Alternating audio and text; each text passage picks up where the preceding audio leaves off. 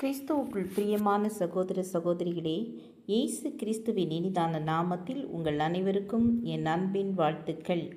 இன்றைய நாளுக்கான வேத வசனம் எண்ணாகமம் 34 அதிகாரம் 17 உங்களுக்கு தேசத்தை பங்கிட்டு கொடுக்கும் மனிதரின் நாமங்கள் ஆவன. ஆசாரியனாகிய எலெயாசாரும் நூனின் குமாரனாகிய யோசுவாவுமே.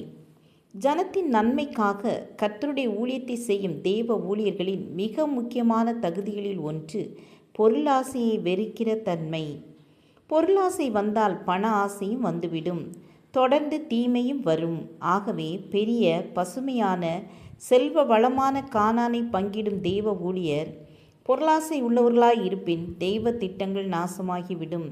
ஜனங்களுக்கு சரியாய் பிரித்து கொடாமல் தனக்கும் தங்களுக்கும் மட்டுமே பிரித்து விடுவார்கள். ஆகவே கர்த்தர் பொருளாசையாய் இராத ஆசாரியனாகிய எலெயாசாரும் யோசுவாவும் தலைவராக நியமிக்கப்பட்டார்கள். தொடர்ந்து 9 கோத்திரத்துக்கும் ஒவ்வொரு தலைவரை அவர் தெரிந்து கொண்டார். எல்லாரும் கர்த்தருக்கு பயந்த உண்மையுள்ள பொருளாசை இராத தலைவர்கள். இவர்கள் ஆசீர்வாதமான கானானை சுதந்தரித்து ஜனங்களுக்கு பங்கிட்டார்கள். அவனவன் பெற்ற வரத்தின்படியே நீங்கள் தேவனுடைய பற்பல கிருபைகளை ஈவுகளை பகிர்ந்து கொடுக்கும் நல்ல உக்ரானக்காரன் போல ஒருவருக்கொருவர் உதவி செய்யுங்கள் என்று 1 பேதுரு 4 அதிகாரம் 10 வாசிக்கிறோம். கானான் தேசத்தை எப்படி சுதந்தரித்து ஜனத்துக்கு பங்கிட்டார்களோ அதே போல இக்காலத்தில் தேவனுடைய பற்பல கிருபையுள்ள ஈவுகளை பகிர்ந்து கொடுக்கிற நல்ல உக்ரானக்காரரை கர்த்தர் தேடுகிறார்.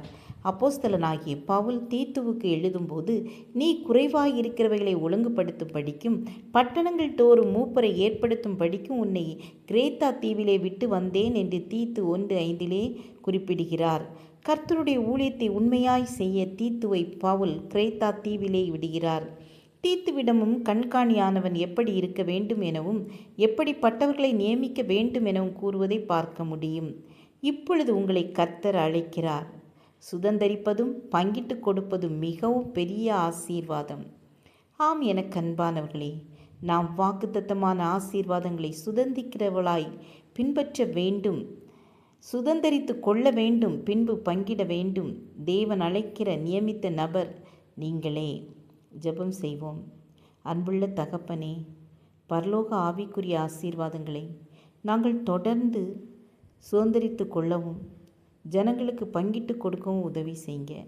இயேசுவின் நாமத்தில் பிதாவே, ஆமேன் ஆமேன். God bless you.